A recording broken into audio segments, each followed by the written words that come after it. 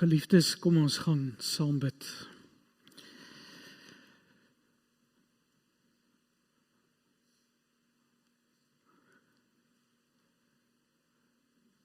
Here, U is net so absoluut ver bo wat ons kan dink of bedink, of wat se beeld ons ook al van U kan probeer vir onsself uitmaak. En ons weet ook nie altyd, Here, wat presies moet ons U noem nie. Toe Moses die vraag gevra het, hoe moet hy hierdie God benoem? Wat is sy naam? Toe sê hy vir hom, ek is wat ek is.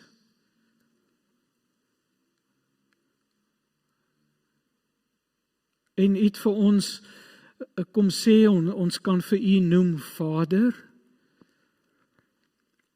Ons kan vir U noem Here, wat beteken U is die een wat in beheer is van alles.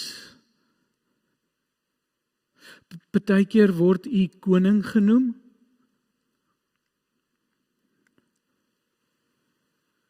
En dan die woord wat ons almal maar ken is om U God te noem. Ons weet ook nie altyd wat dit beteken nie.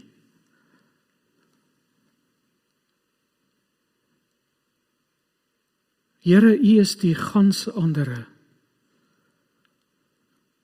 En wat 'n voorreg, Here, dat ons so in U teenwoordigheid mag wees, in U teenwoordigheid mag leef,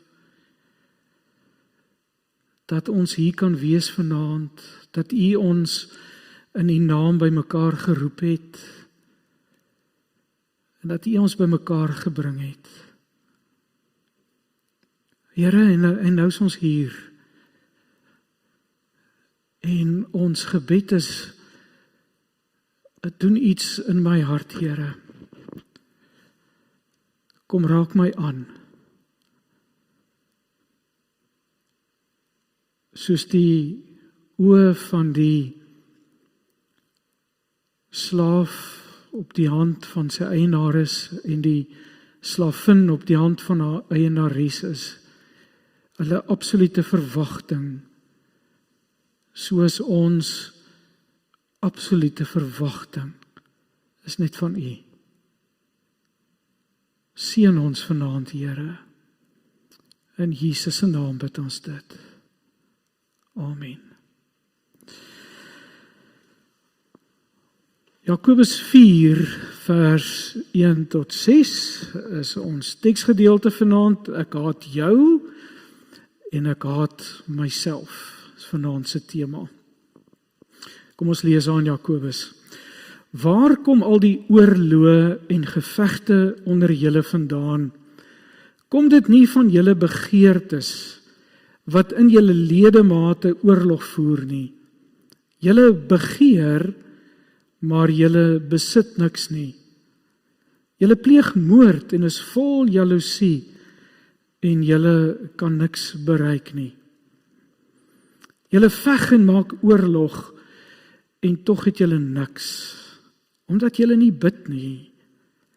Julle bid en julle ontvang nie, omdat julle op die verkeerde manier vra, sodat julle dit in julle welis kan deurbring. Egbreeksters, weet julle dan nie dat vyandskap met die wêreld vyandskap teen God beteken nie? Wie ook al 'n vriend van die wêreld wil wees, maak homself 'n vyand van God. Of dink julle dat die skrif verniet sê dat God hinker met besitlikheid na die gees wat hy in ons laat woon het? Ons gaan net tot daar lees. Ons is besig om te gesels oor 'n manier van dink wat ons in die lewe ontwikkel het, wat ons gebruik om ons probleme in hierdie lewe te wil oplos, om ons seer in hierdie probleme te wil hanteer, om dit wat vir ons in hierdie lewe pynlik is, ongemaklik is te hanteer. En ons is besig om te kyk dat hierdie sisteem wat ons dink gee vir ons vinnige oplossings en kits oplossings, en dat hierdie sisteem in werklikheid op die lang duur vir ons afbreek en verwoes. En dat hierdie sisteem ook my verhoudings met ander mense verwoes. Gaan ons vanaand ook sien. En dat hierdie manier van probeer om in hierdie lewe antwoorde en oplossings te kry, ten diepste ook vir my verhouding met die Here verwoes. En my vervreem van die Here af. Geliefdes, en dit begin deur raak te sien wat in my eie hart aangaan. Deur my eie gedrag raak te sien. Deur op te hou om te rasionaliseer oor my eie gedrag en dit te probeer weggedruk, dit te probeer onderdruk, die goed wat hier binne gebeur, wat baie keer vir ons baie pynlik is, dat ons sal ophou om dit te vermy, om daar te gaan, maar dat ons juis met onsself en met ons eie hart gekonfronteer sal word. Regtig te kan sien, waarmee is ek besig en waartoe lei hierdie hele storie op die ou ende vir my. Hierdie sisteem of raamwerk waarvan ons praat, hierdie verdiepings van 'n gebou,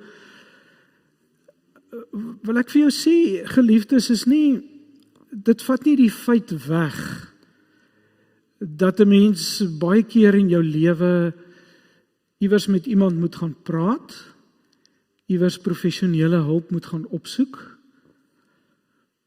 Partykeer is ons wonde so diep dat ons regtig iemand nodig het wat ons help om uit daai wonde te kan opstaan. Partykeer as 'n mens jou self gebrand het met kookwater of met 'n vuur, as jy 2de of 3de graadse brandwonde opgedoen het, dan as jy daar in die hospitaal lê, is die geringste ou wyntjie wat daar waai deur die venster of van die ligreëling, veroorsaak vir jou pyn. Partykeer in die lewe doen mense 2de en 3de graadse brandwonde in jou siel op. En dan is die geringste goed wat oor dit waai, maak dit ontsettend pynlik. Partykeer is dit vir ons te pynlik om daar te wil gaan. En dan het 'n mens iemand nodig om saam met jou daai pad te loop. Partykeer is dit wat met ons gebeur is baie keer meer fisiologies van aard as wat dit geestelik of emosioneel is. 'n Ding soos trauma byvoorbeeld is 'n baie sterk fisiologiese ding wat in 'n mens se liggaam gebeur en in jou lyf gebeur. En dan is daar sekere hulp daarvoor wat 'n mens help om daardeur te werk. Partykeer is dit ook net nodig om perspektief te kry, saam met iemand te gesels. Partykeer het 'n mens net nodig om 'n ding van jou hart af te kry. Was my so mooi, ek het so week of 2 terug met iemand gesit, 'n jong man gesit en hy sê vir my, hy gaan nooit oor hierdie goed waaroor hy praat nie, hy probeer dit wegdruk want dit voel dan oorleef hy in die alledaagse lewe. En hy gaan toe daar en hy praat oor 'n klomp goed wat vir hom baie diep seer maak. En hy het uiteindelik maar net gepraat en toe hy klaar is, toe sê hy vir my, hy sê, oom Petrie, weet jy, ek voel sommer nou net beter, omdat ek hieroor gepraat het. Partykeer moet 'n mens sommer net oor die goed praat. Wat ons in hierdie week na kyk is om vir jou 'n denkraamwerk te gee, is om vir jou te sê, dis 'n sekere perspektief wat jy na moet kyk rondom die lewe. Ek het net gisteraan so van perspektief en fokus gepraat. Hierdie is 'n sekere perspektief, 'n sekere fokus. En hierdie raamwerk gee op sigself vir ons al 'n groot pad tot 'n stuk genesing. Groot pad van groei en vordering in ons lewe. Om een of ander rede het ons Suid-Afrikaners begin dink, as jy iemand gaan sien, as jy 'n sielkundige gaan sien of 'n predikant gaan sien of iemand wat jou kan help, saam met jou deurwerk, het hierdie stigma aan ons begin kleef dat jy's mal. Mense hoor baie keer dat mense, as jy vir mense sê, moet jy nie miskien iemand gaan sien nie, dan sê mense, man, ek is nie mal nie. Ek weet nie waar kom hierdie stigma vandaan nie. Veral ons mans, nê?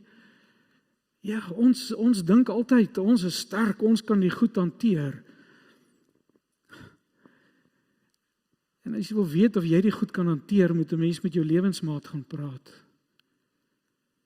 Nou, gaan jou lewensmaat 'n ander storie vertel. Jou lewensmaat sê, jy hanteer glad nie hierdie goed nie. Jy dink maar net so.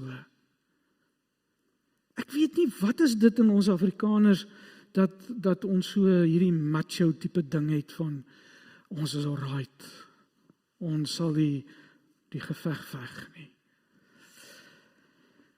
En dan loop ons met hierdie oneindige seer en oneindige seer wat ons veroorsaak rondom ons. Ek lees enige artikel wat iemand skryf oor die grensoorlog, een van die oud generaals wat sê, hy kan nie verstaan wat is hierdie probleem wat hierdie ouens met die posttraumatiese stresversteuring van die grensoorlog het, en wat sê, die manne het teruggekom en hulle sit nou met hierdie probleme in hulle lewe en alles. Ek was so woedend kwaad toe ek het lees, want ek het al met 'n hele paar mans gepraat en mee gewerk oor trauma wat hulle in die grensoorlog opgedoen het. En weet jy wie is die groot slagoffers van daai grensoorlog?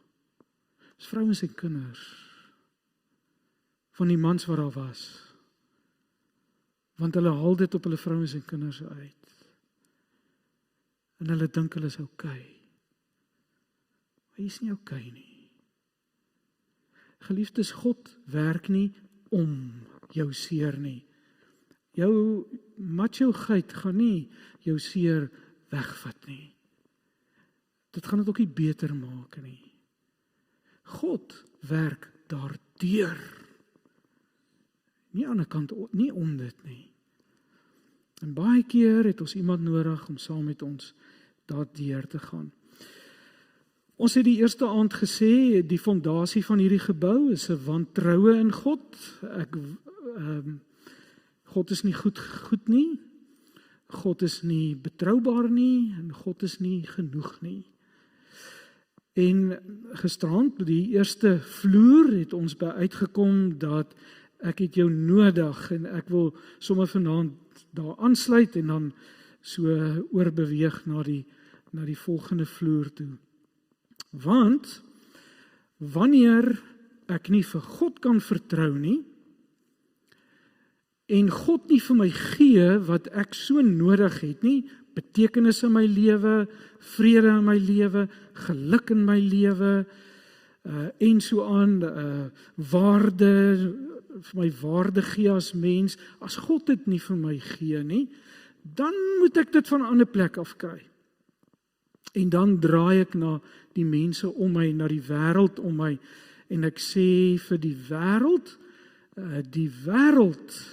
moet nou vir my gelukkig maak. Die wêreld moet vir my geluk gee. Ek eis dit van hierdie wêreld, né? Dis jou werk om vir my gelukkig te hou en gelukkig te maak. En ek eis dit van mense, dat mense moet vir my laat belangrik voel, laat waardevol voel. Mense moet my spesiaal laat voel. Mense moet my laat voel, ek is iemand in hierdie lewe. Mense moet nou vir my liefde gee en moet vir my respek gee. Ja, ons eis dit so baie van ons lewensmaat, nê? My lewensmaat moet my gelukkig maak. Weet jy, ek word sommer koud, letterlik koud, as ek vir voornemende huwelikspaartjies, as hulle by my huweliksvoorbereiding doen, dan vra ek altyd vir hulle, wat is dit, hoekom wil julle met mekaar trou? Hoekom wil julle dit doen? En dan sal die meisietjie baie keer, meisies praat mos makliker, dan sal sy baie keer sê, want ons twee maak mekaar so gelukkig. En ek gaan so gelukkig wees, want hy maak my gelukkig. Of die ouetjie sal dan afhak en sê, ja nee, dominee, jy weet, maar ek wil graag my vroukie gelukkig maak. Dan dink ek, my arme mens, ek wonder hoeveel maande gaan dit vat voordat julle agterkom, julle kan dit nie doen nie. En wanneer ons agterkom, my lewensmaat kan dit nie doen nie, dan begin ek dit te eis van my lewensmaat, nê. En ek word baie kwaad vir my lewensmaat. Almal moet spring as ek praat. Almal moet vir my spasie gee in die lewe. Almal moet rondom my ophef en ons op die snelweg moet vir my plek maak. Hierdie taksies wat so voor daai snelweg voor my inry, hoe durf hulle? Hoe durf hulle voor my inry? Want hulle werk is hulle veronderstel om aan my respek te betoon.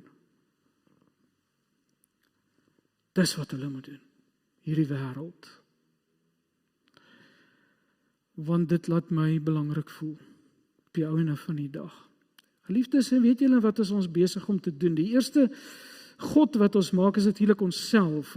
Dit het Eva vir ons gesê. Sy het na die boom bekyk, wat goed was, en die slang het vir haar gesê, hierdie boom gaan van jou 'n God maak, as jy van hierdie boom eet. Jy sal nie doodgaan nie. En toe begeer sy hierdie boom, staan daar. Sy wou so graag God wees, haar eie God wees. En toe eet sy, en toe maak sy van haarself, sy en Adam, hulle eie gode. Hulle doen nou die werk van die Here. Hulle sorg vir hulle self. Maar ons maak 'n klomp ander gode. Ons lewensmaat maak ons van 'n afgod. Die wêreld maak ons van 'n afgod.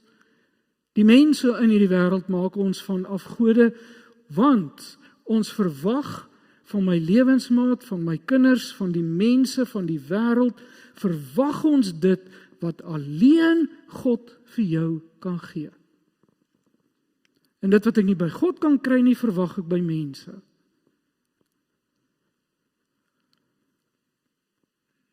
Want die feit van die saak is, mense kan nie dit vir jou gee nie.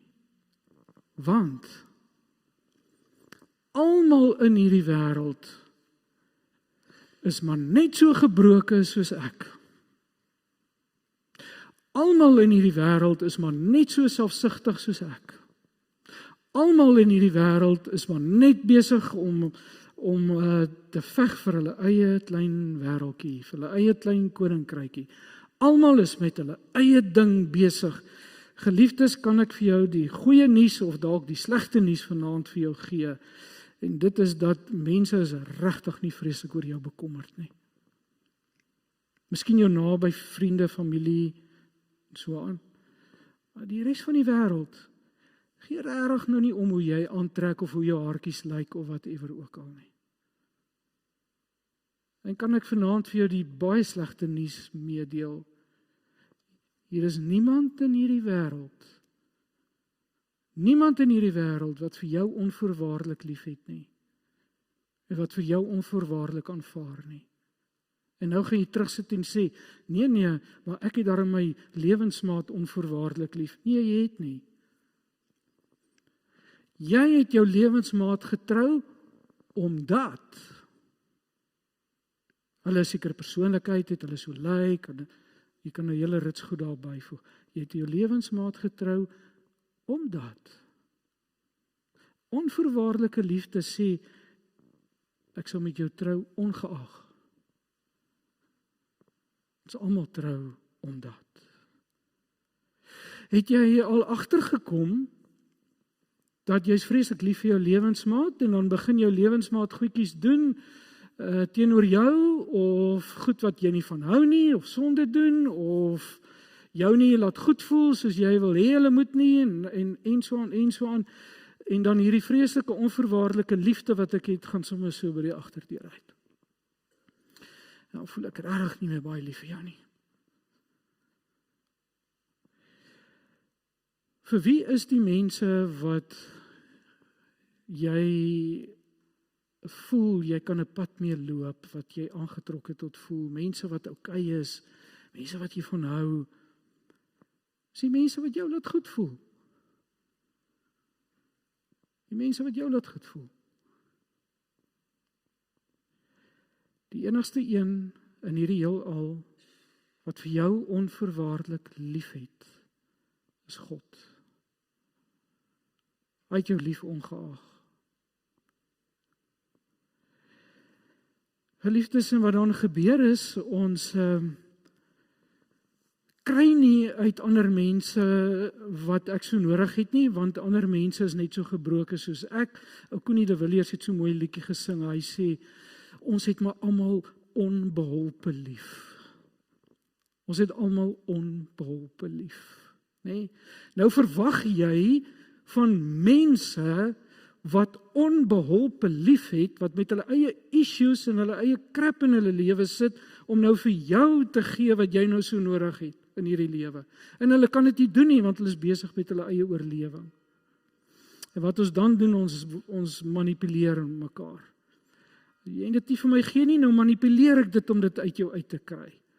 En wat is die eerste ding wat ons gewoonlik doen met manipulering? Is ons word kwaad vir mense. Ons raas en blaas, en gooi tantrum. Hoekom? Want as ek my stem dik maak, en as ek my stem verhef, en as my oë vuur spoeg, dan gaan jy dalk begin spring vir my. Dan gaan jy begin doen, wat jy eintlik veronderstel is om vir my te doen, en dit is om vir my te laat voel ek is belangrik. En dat jy kan doen wat ek graag wil hê jy moet doen. Daarom staan daar in hierdie teksgedeelte, in Jakobus, julle begeer, maar julle besit niks. Julle pleeg moord en is vol jaloesie, nee, julle sit met hierdie goeders, en julle kan met al die moord en al die jaloesie bereik julle niks. Julle veg en maak oorlog, nee, ons veg nou 'n bietjie op meer om kwaad te word en allerlei manipuleringstegnieke wat ons het. So ons baie keer veg, is maar ons klein oorlogies. Julle veg en maak oorlog en tog het julle niks, omdat julle nie bid nie. Ja, miskien is daar mense wat dalk bietjie gaan spring as jy praat en as jy nou jou stem dik gemaak het of wat ook al. Maar op die ouende sê die Here, dit wat jy gedink het jy wil bereik met jou woede en met jou tantrum en met jou geraas en blaas, kry jy toe niks. Want jy wil so graag hê mense moet jou respekteer en mense moet vir jou waarde toeken, en nou doen hulle nie. Nou hou hulle nog minder van jou. Nou is hulle bang vir jou. Nou hou hulle jou nog meer op 'n afstand. Jy is nie 'n lekker persoon om by te wees die dag as jy moeilik raak nie.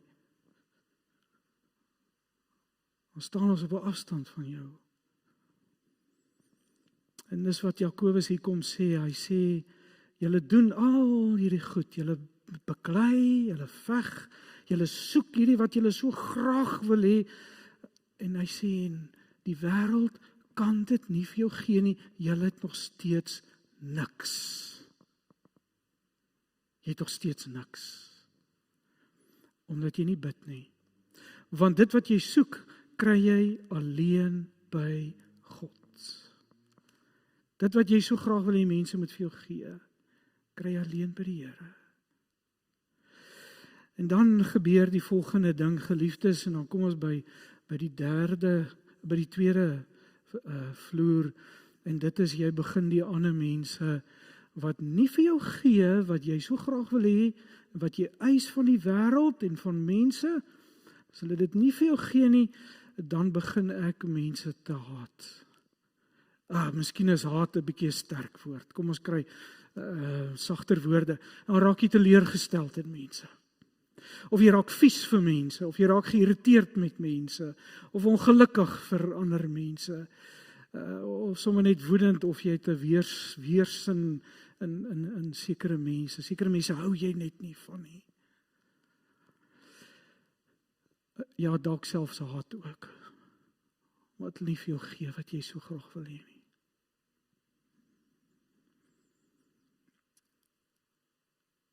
Jakobus sê, die wortel van woeding is 'n teleurstelling in hierdie wêreld. Magteloosheid. Want jy kan nie kry wat jy soek nie. Jy begeer, maar jy kry niks. En dan word jy kwaad. Dan haat jy hierdie wêreld. Waar kom al die oorloë en die gevegte onder julle vandaan? Kom dit nie van julle begeertes wat in julle ledemate oorlog voer nie, binnekant in jou oorlog voer nie. Jy begeer, maar jy besit niks nie. Op hierdie vloer is alles die ander mense se skuld. Op hierdie vloer is alles wat hier binne in my ongelukkig is, wat hier in my seer is die ander mense se skuld. Hoekom ek so 'n mens soos ek is. Ek sou eintlik 'n baie, baie goeie mens gewees het, as dit net nie vir die ander mense was nie. Ek sou 'n baie, baie goeie mens gewees het, as dit net nie vir die ander mense was nie. Ek begin om jou te haat. Begin om hierdie lewe te haat. Begin om mense te haat. Behalwe hulle wat op 'n manier op my onbeholpe 'n bietjie lief het. Wat is die teenoorgestelde? As ek nou tot hier beweeg het, wat is die teenoorgestelde? Ja, natuurlik, het begin by vertroue in die Here, waar ons Sondag aand begin het. Maar die teenoorgestelde hiervan, op hierdie vlak, is ek aanvaar jou. Geliefdes, ek maak vrede dat die ander mense in hierdie lewe is maar net so gebroken soos ek. Ek het 'n sê ding in die lewe, en miskien gaan jy nou nie met my saamstem vanaand nie, en dis oukei, maar gaan dink ten minste daaroor. Elke mens in hierdie lewe doen maar die beste met wat jy het. Toe ek en jou Risa jonk was, en ons kindertjies groot gemaak het, baie foute gemaak het, droog gemaak het, nie gedoen het wat ons nie moes gedoen het nie, en wat ons moes gedoen het, nie gedoen het nie. En vandag dink ek terug, en ek sê, ja, wat se tipe ouer was ek, en so aan, nee. Maar weet jy wat? Ek en my vrou het die beste gedoen met die kennis wat ons gehad het, en wat ons gedink het. Ek het eendag 'n man gesien wat in die grensoorlog geveg het en klomp trauma, posttraumatiese stres gehad het. En toe ons daar deur gewerk het, en hy het gepraat oor die goed wat hy in die gevangenis gedoen het, mense wat die gewondes wat hulle gevang het. En dit was vir my so aangrypend. Toe ons klaar daar deur werk en die trauma af is en goed, toe sit hy en die trane loop maar net so. Hy is met 'n kierie geloop, want hy het hom oorvreet sy hele lewe lank oor hierdie skuldgevoelens. En hy sit en hy kyk my so, en hy sê vir my, Petrie, ek het gedink dit was oukei. Ek is nie 'n slegte mens nie. Maar ek het daai tyd gedink is oukei om sulke goed te doen met mense. Elke mens doen maar die beste met wat jy het. Dat ek kan aanvaar, ander mense groei en ontwikkel net soos ek. Ander mense is ook net soos ek in myself na my binne gekeer, egoïsties, met my eie ekkigheid besig. Want ek staan nie in ander mense se skoene nie. En dat ek aanvaar dat die stryd nie teen vlees en bloed is nie, maar dat die stryd teen my eie ego is en teen my eie gebrek om God te vertrou. Dis die stryd. Nie met mense nie. Die stryd is teen my eie ego en my eie gebrek om God te vertrou. Want ek soek goed by mense wat hulle nie vir my kan gee nie. Waarom sukkel ons baie keer met deernis? Omdat ons verwag die wêreld moet vir my gee wat alleen God vir my kan gee. En dan, geliefdes, kom 'n mens by die volgende verdieping, en dit is 'n mens begin om jouself te haat. Jy kom by 'n plek waar jy vir jouself sê, ons besef dit nie altyd nie, maar ons wil die onmoontlike in hierdie lewe regkry. Ons wil mense manipuleer sodat hulle vir my kan gee wat hulle nie kan gee nie en wat alleen God vir my kan gee, maar nou probeer ek hulle manipuleer en nou kry ek dit nie reg nie, dat die mense nou van my hou nie en dat die mense my op die hande dra nie en vir my laat spesiaal voel nie, en nou soek ek die fout by my. As ek net 'n beter mens was, sou mense meer lief gewees het vir my. As ek dalk net, ek het baie so as kind gedoen, ek het in 'n huis groot geword waar ek baie verwerping as kind beleef het, om verskillende redes. En weet jy, van kleinstyd af het ek net altyd gedink, as ek net 'n beter kind kan wees vir my ma, dan sal my ma my dalk aanvaar vir wie ek is. As ek net beter kan lyk in hierdie lewe, as ek dalk net 'n beter beroep gehad het, dan sou mense dalk gesê het, jy's so belangrik en jy's so fantasties.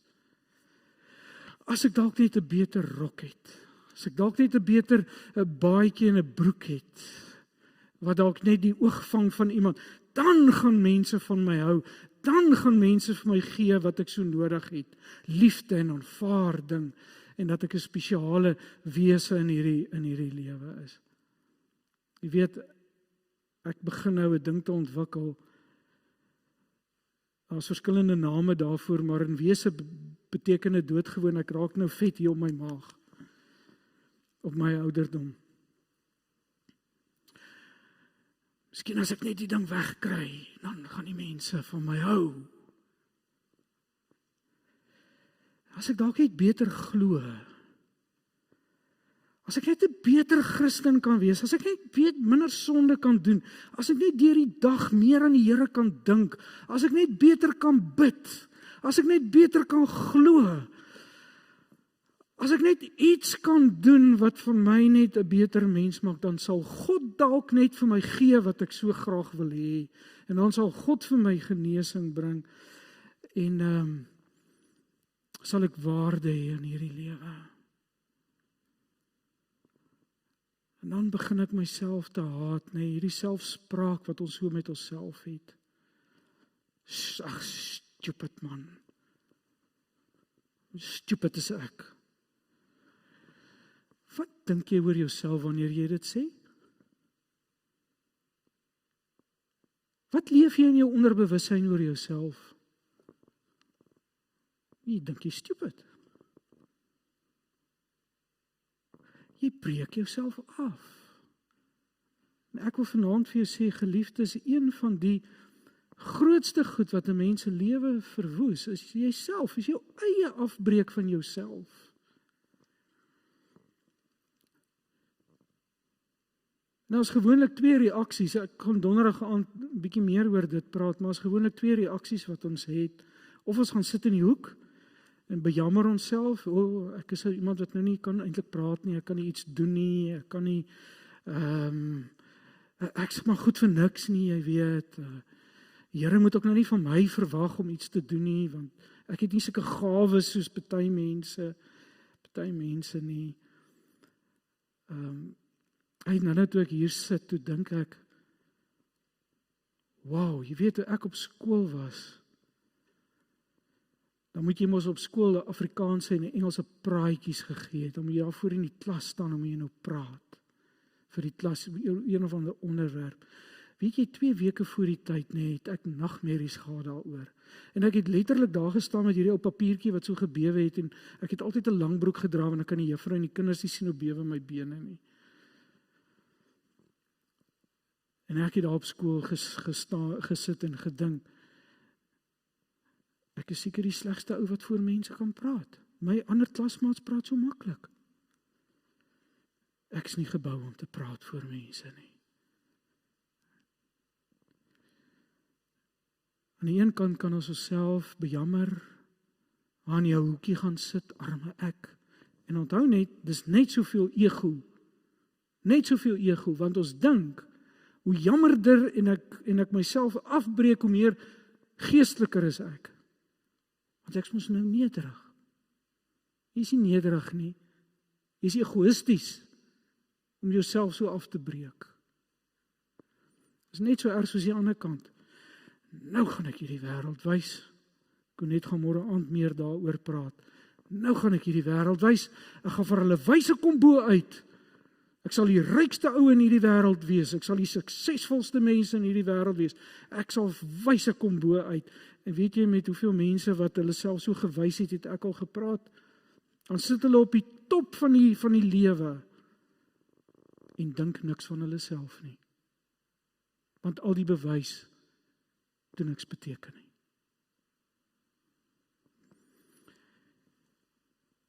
Geliefdes, op die ou ene is ons hier diep binne in ons onvergenoeg, teleurgestel oor onsself, niks ontevrede. Die wêreld is nie lief vir my nie. Ek kan hulle nie kwaadlik neem nie. Weet ook nie of ek vir my so lief gewees het nie. En ek haat myself. Dan is die ander kant van dit, as jy 'n gesonde gebou wil bou, die teenpool daarvan is, ek aanvaar myself. Gesonde, emosionele volwassenheid is om na jouself te kyk en te sê, ja, ek het 'n donker kant aan my. Ja, ek doen sonde.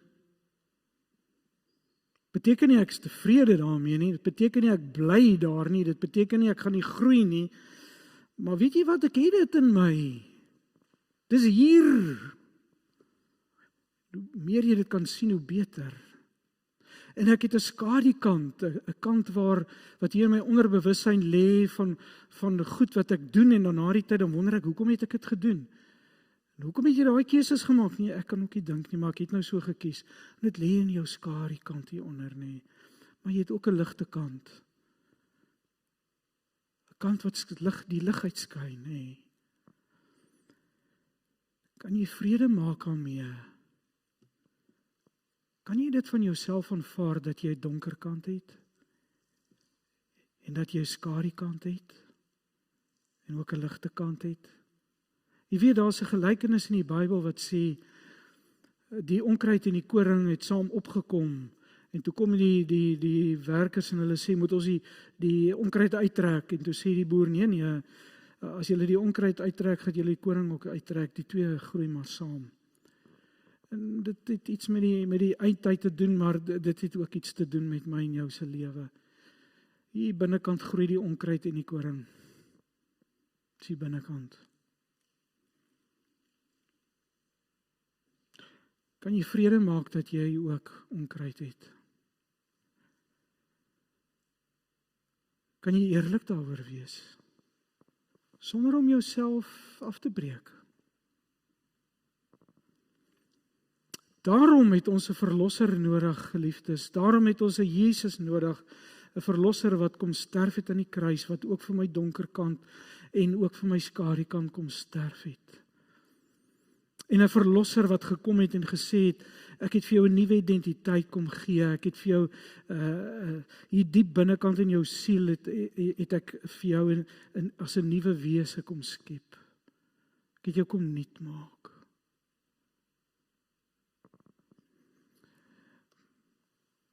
Maar tot aan die einde van my lewe sit ek met hierdie onkruid. Is my well and alive hier.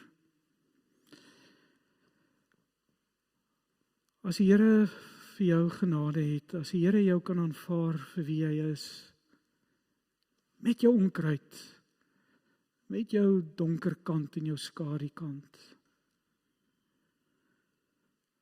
dan kan jy mos ook jouself aanvaar. As God jou aanvaar het, kan jy mos ook vrede maak daarmee.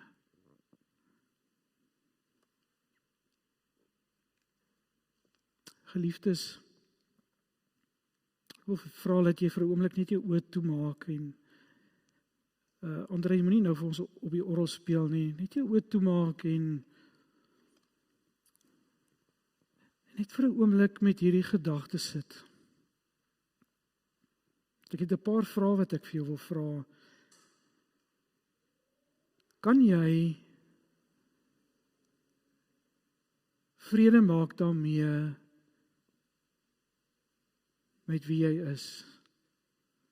Jou persoonlikheid? Kan jy jouself aanvaar met jou donker kant?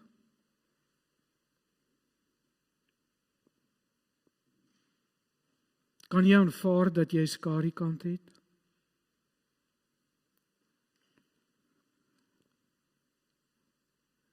Kan jy aanvaar dat jy 'n ego, 'n eie ekkigheid het, 'n toksiese ego? Alles net so om jou wil laat draai? Kan jy vanaand vrede maak en aanvaar dat jy dinge in hierdie lewe aangevang het wat jy nie moes aangevang het nie? Dat jy dit gedoen het, wat jy nie moes gedoen het nie. Besluite wat jy geneem het, wat jy nie moes geneem het nie.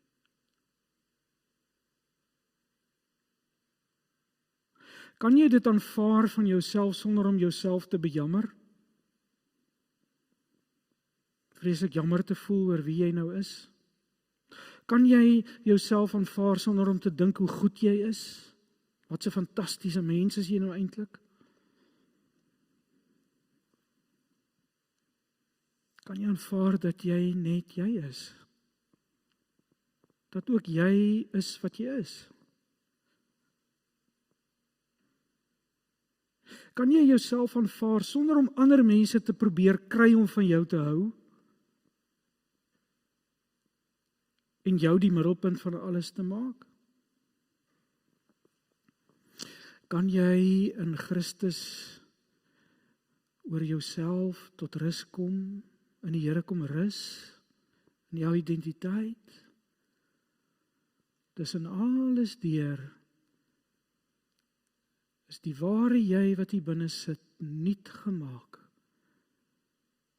deur Christus. Kan jy dit aanvaar? Of skop jy daarteen? Nie ek nie. Kan jy vanaand aanvaar dat jy geliefd is, dat daar mense is wat jou liefhet? Kan jy aanvaar dat die Here jou liefhet? Kan jy aanvaar dat daar 'n tekste in die Ou Testament staan waar daar staan, die Here ag jou hoog, dat jy waarde het? Kan jy aanvaar dat jy waarde het, oneindige waarde?